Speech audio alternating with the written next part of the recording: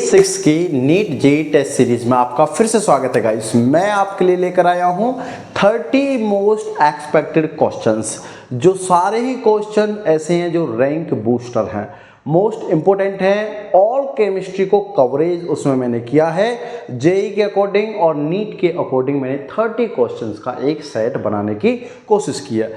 बच्चों copy pen लेकर बैठिए और हर एक क्वेश्चन का बारीकी से आंसर करके मुझे कमेंट बॉक्स में आंसर बताओगे आप लोग, ठीक है। चलो पहले क्वेश्चन से स्टार्ट करते हैं। ये रहा आपके पास पहला question.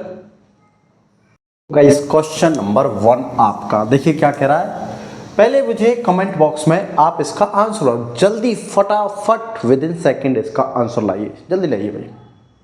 The solubility product of A Sprüngli soluble salt BaT, मतलब BaTO एक सॉल्ट है बेटा और उसका सॉल्युबिलिटी प्रोडक्ट आपको गिवन है, मतलब KSP हमें गिवन है, ठीक है। तो इसको जब हम डिसोसिएट करते हैं तो क्या बनता है जरा बताओगे। ये बनता है B2 positive plus 2A negative, ये बनता बेटा, यही है। चलो वेरी गुड।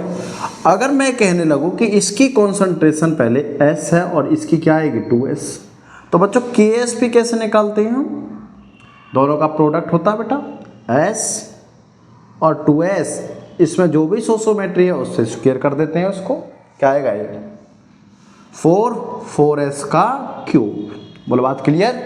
आपसे पूछा सॉल्युबिलिटी, ये वाला KSP गिवन है बच्चों, तो KSP गिवन है बेटा 4 × 10 की पावर -12, है ना। चलो S की पावर 3 इक्वल टू क्या आएगा ये 4 × 10 की पावर -12/4, 4 से 4 कट गया और S इक्वल टू √10 की पावर -4। बोलो कितने टाइम्स मल्टीप्लाई होता है, ये होता है -4 से 4 × 3 12। बोलो बात क्लियर। देखो किधर है बच्चों ये 4 × 9, 4 तो होना ही नहीं है। चलो आंसर हो गया, क्लियर है। तो सॉल्युबिलिटी प्रोडक्ट का अगर क्वेश्चन आए तो छोड़ना नहीं है बेटा। चलो क्वेश्चन नंबर 2 बताओ। नीट का फेवरेट है बेटा ये क्वेश्चन, क्वेश्चन नंबर 2 नीट का बहुत ज्यादा फेवरेट है ऑक्सीजन, ठीक है। आप इसमें बताइए कि ऑक्सीजन की स्टेबिलिटी कौन सी ज्यादा है, मतलब स्टेबिलिटी किस में हाई है, बस आप मुझे बस इतना बताइए। पता है कैसे बताएंगे, देखो मैं बताता हूँ आपका। अगर आपका आंसर नहीं आया ना, देखो मैं बताता हूँ आपको। बच्चों बॉन्ड ऑर्डर जो होता है ना, बहुत सारे कॉन्सेप्ट क्लियर करता है। बॉन्ड ऑर्डर उनमें से एक कॉन्सेप्ट है, डायरेक्टली प्रोपोर्शनल होता है बेटा स्टेबिलिटी के, ओके।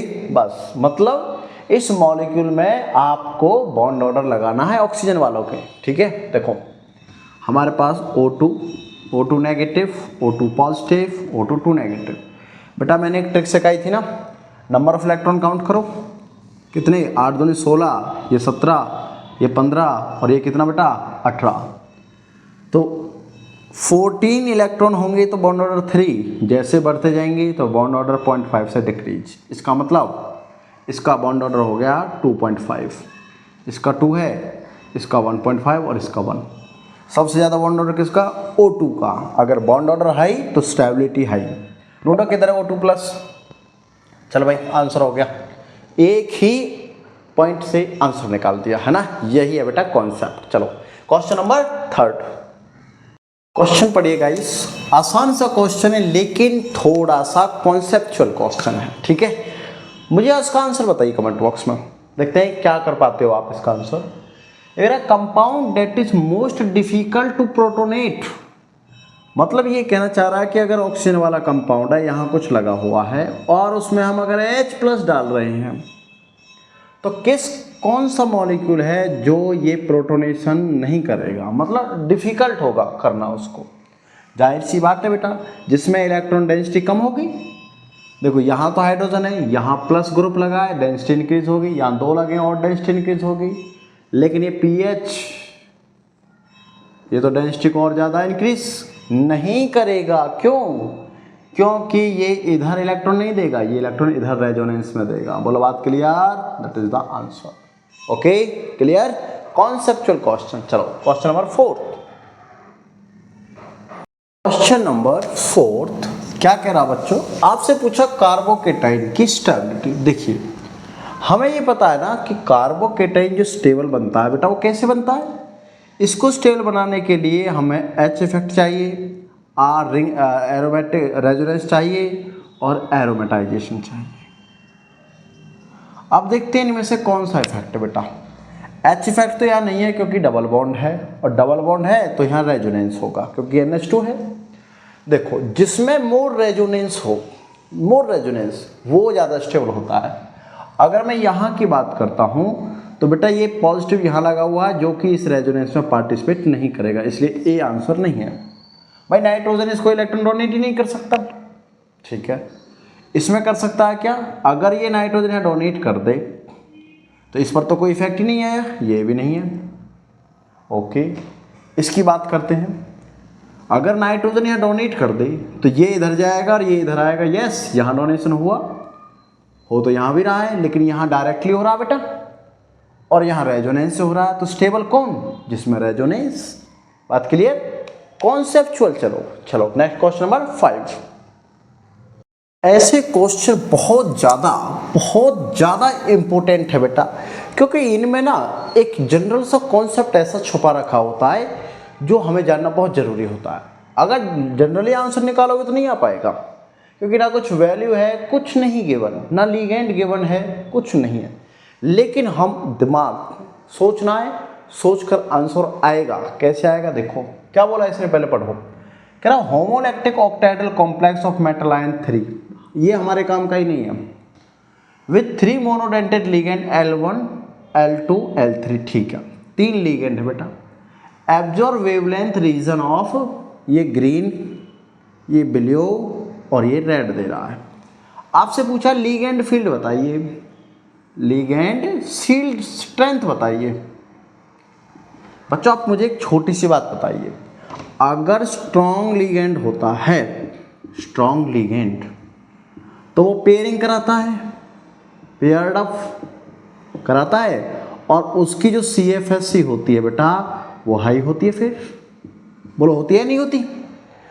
अगर CFSC एनर्जी हाई है, अगर एनर्जी का इन्वर्सली रिलेशन होता है लैम्ब्डा से, जल्दी बोलो आंसर आएगा। अब देखना CFSC हाई, एनर्जी हाई, और एनर्जी हाई तो लैम्ब्डा लो। आपको पता है विबग्योर, VIBGYOR,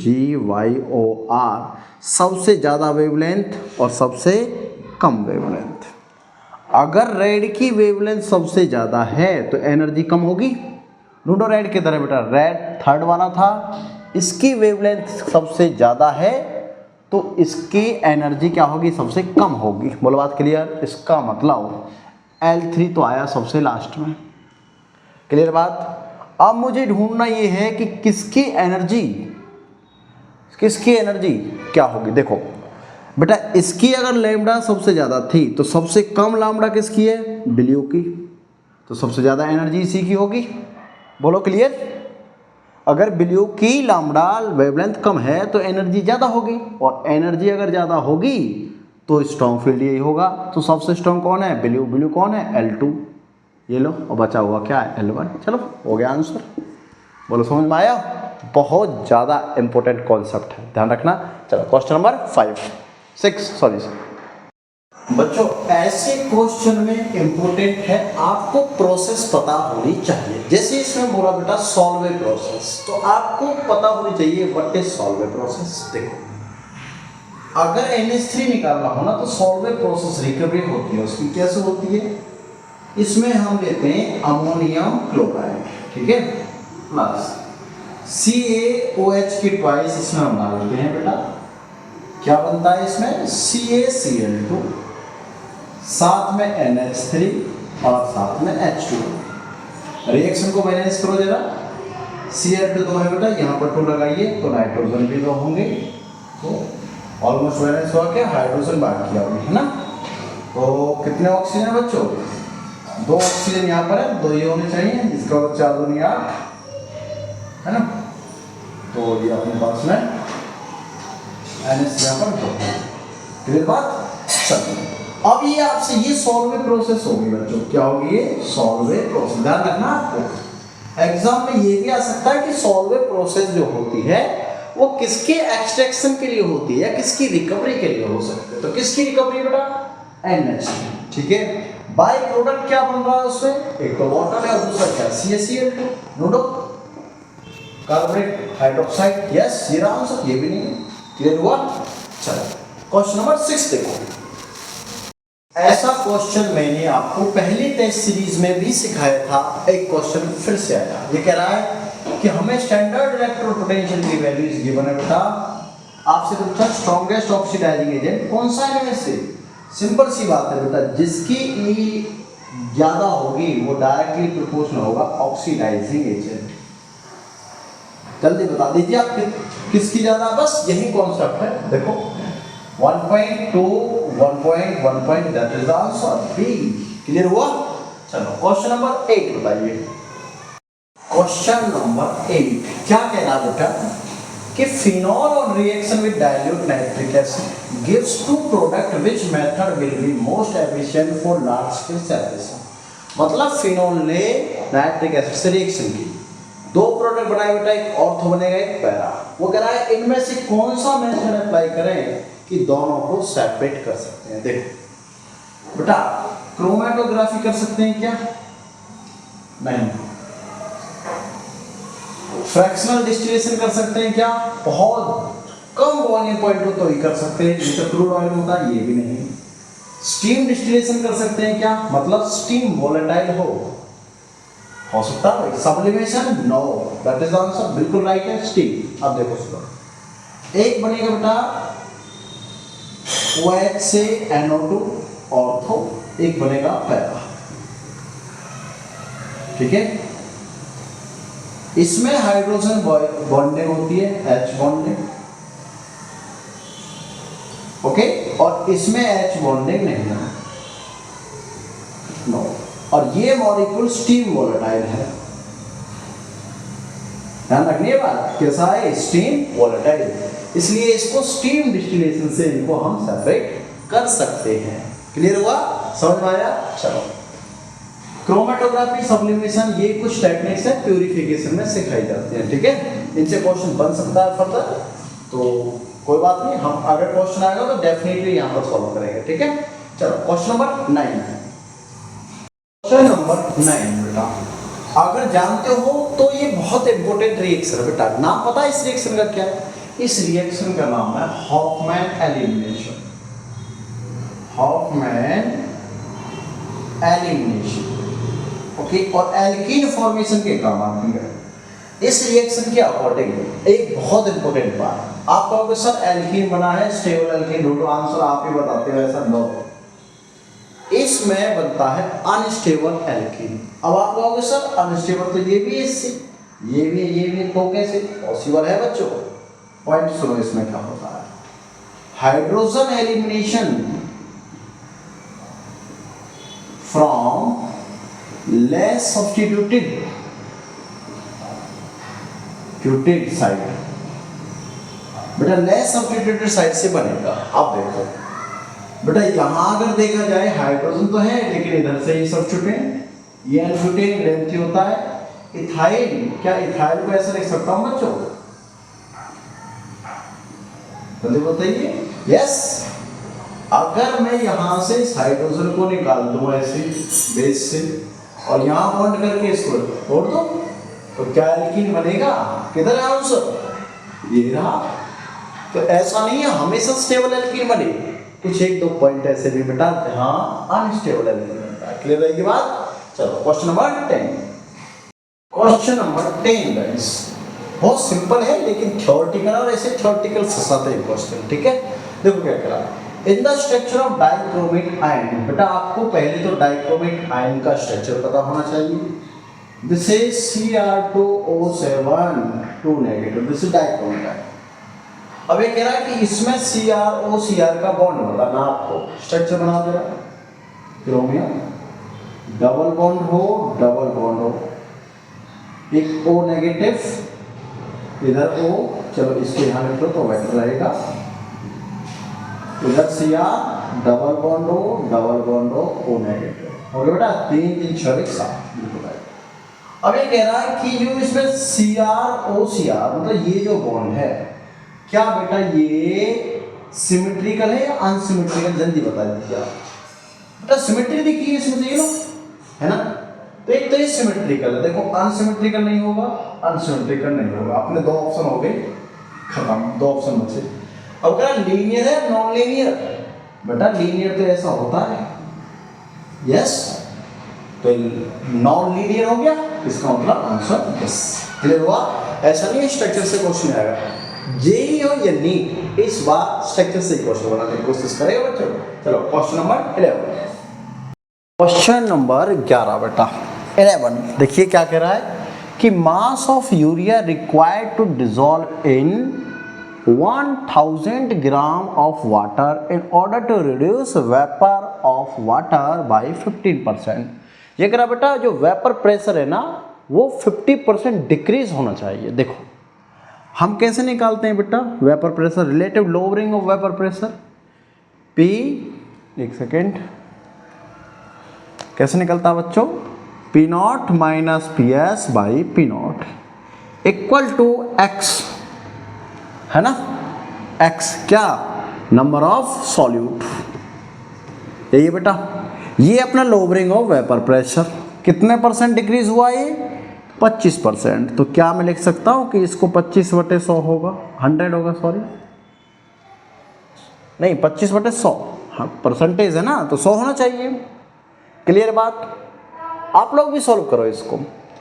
इक्वल टू बेटा ये नंबर ऑफ मोल्स है ना, मोल फ्रैक्शन है, नंबर ऑफ मोल से निकलेगा कैसे, x अगर निकालना हो तो n1 प्लस n2 ऐसे निकलता है, ये x1 है, और x2 निकालना हो तो n2 n1 प्लस n2।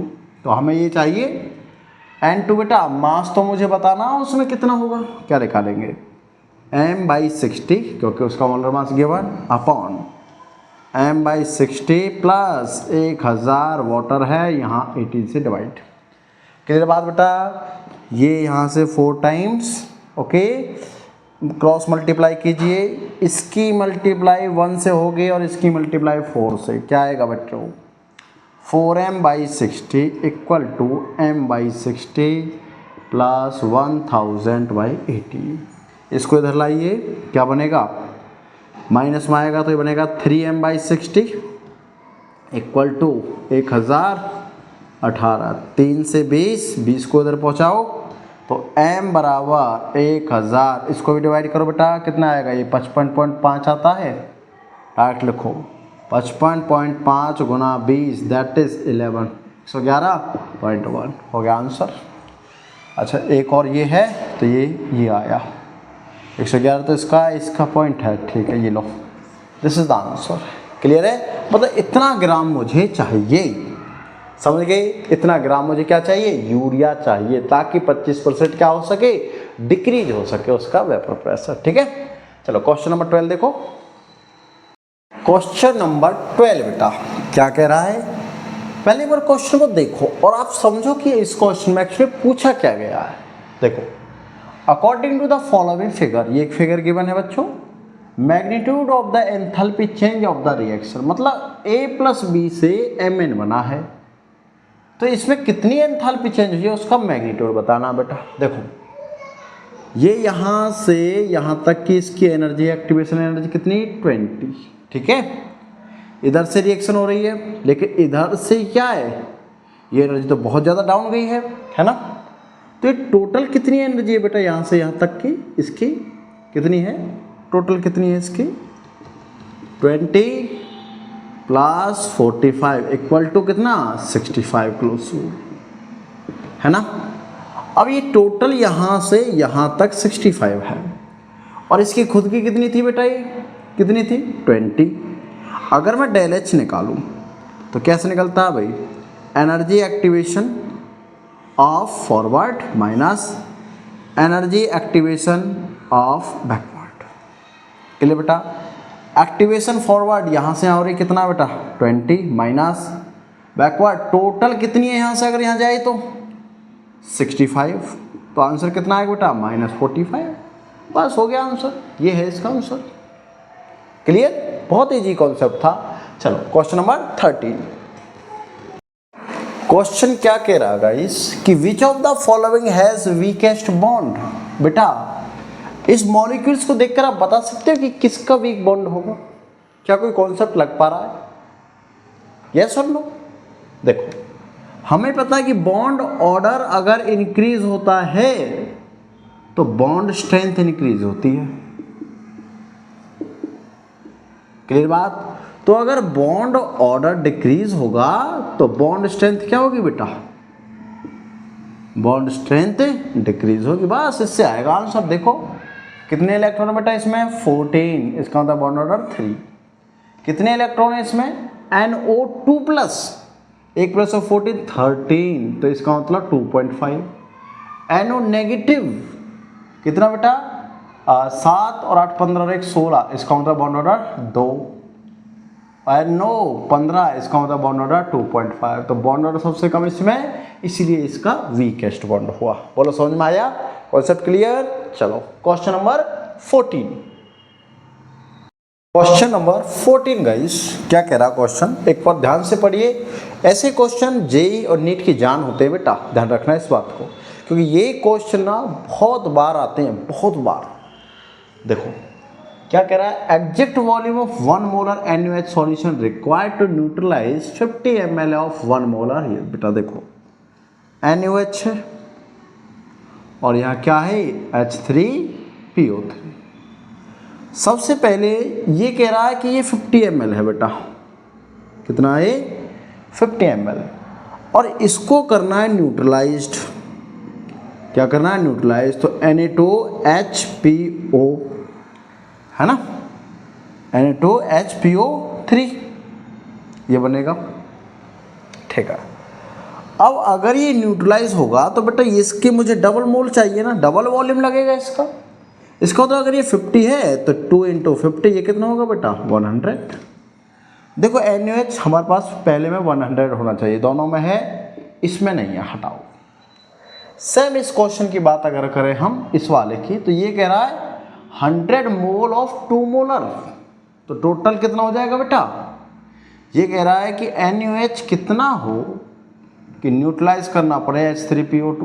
ध्यान सुनना बेटा, ये कितना हो, इसकी मोलरिटी गिवन है 2 और वॉल्यूम गिवन है 100 बेटा, है ना। तो टोटल कितना होगा? 200। अच्छा ये कितना बेसिक होता है? Mono basic. तो मोनो बेसिक का वॉल्यूम कितना है 1 मोल का?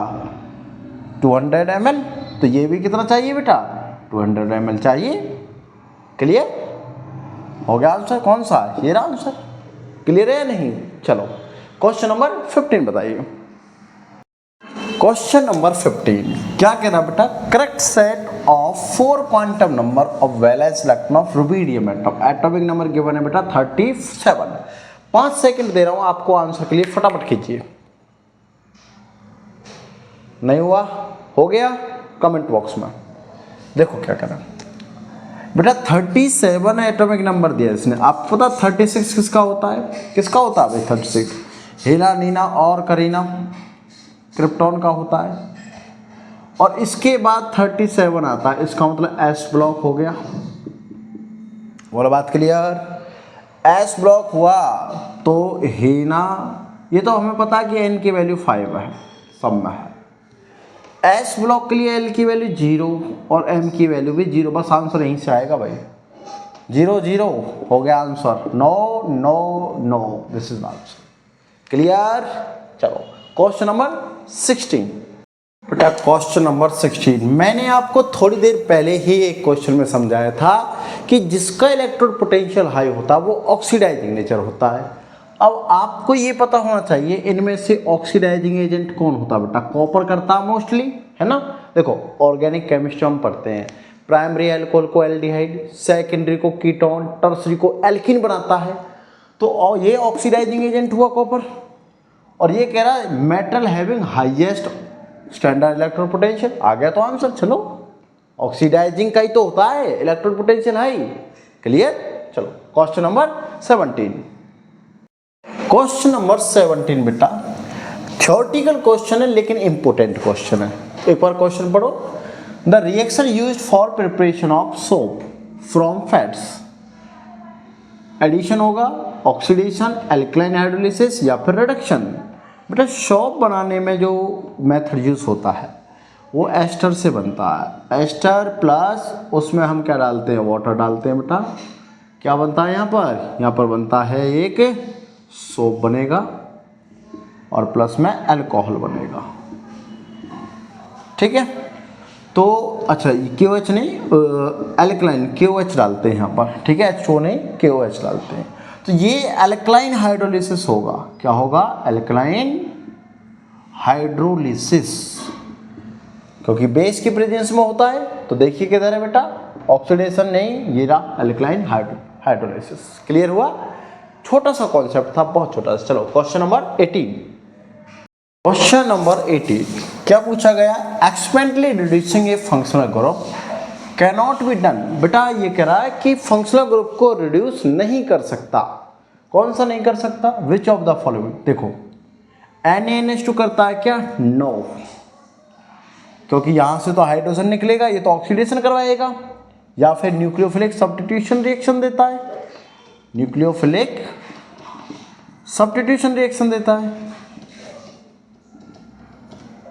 H2PD बिल्कुल कराएगा, PT कराएगा, जिंक कराएगा। This is the answer. बोलो बात क्लियर, छोटा सा रीजन पेज। क्वेश्चन नंबर 19 बच्चों, बहुत ज्यादा इंपोर्टेंट क्वेश्चन। अभी तक आपने फिनॉल देखा होगा यहाँ पर कि फिनॉल को ऑक्सीडाइजेशन करने पर क्या होता है। आज देखिए एनिलीन को ऑक्सीडाइज करता है, क्योंकि ये strongest oxidising agent, strong oxidising agent बोलो तो ठीक है, ऑक्सीडाइजिंग एजेंट। अब बेटा NO2, नो NO2 नहीं करेगा, ये बनाएगा इसको, ये बेंजोक्विनोन। क्या नाम बेटा इसका, बेंजोक्विनोन। ठीक है, ये नो, क्योंकि रिंग ही खत्म इसमें, तो बेंजीन खत्म, यहां पर NH2 ओके, नो, याद रखना है ये वाला। चलो next question 20। Question number 20 guys, sulphur containing amino acids from the following are. देखो सल्फर कंटेनिंग अमीनो एसिड जो होते हैं ना बच्चों, सल्फर कंटेनिंग, वो 2 अमीनो एसिड होते हैं। कौन कौन से हैं वो, पहला तो बेटा इसके नाम में आता है, जैसे सल्फर को थायो लिखते हैं ना हम, तो इसका नाम भी मेथायोनिन, ये तो आ गया इसी में। एक होता सिस्टीन, दोनों की तरह बेटा, isoleucine no, cysteine yes, lysine no, methionine yes, glutamic acid no. 2 है बेटा, तो कौन कौन सा, बी और डी, बी और D, this is the answer. Clear है बच्चों, आज हम केवल 20 क्वेश्चन करेंगे। कुछ इश्यू है तो उसकी वजह से हम आज 10 क्वेश्चन हम नहीं करा पाएंगे। ठीक है, तो अगली वीडियो में हम आपको 40 क्वेश्चन करा देंगे। क्लियर है, चलो आपका यहाँ का 10 क्वेश्चन को प्लस आगे कर देंगे हम। तो देखते रहिए अच्छे से, और बेटा कमेंट कीजिए, जितना हो सके आप आंसर मुझसे पहले बताने की कोशिश कीजिए वीडियो स्टॉप करके। ठीक है, चलो फिर मिलते हैं आपको नेक्स्ट वीडियो धमाकेदार के साथ। ठीक है, चलो मिलते हैं, थैंक यू वेरी मच।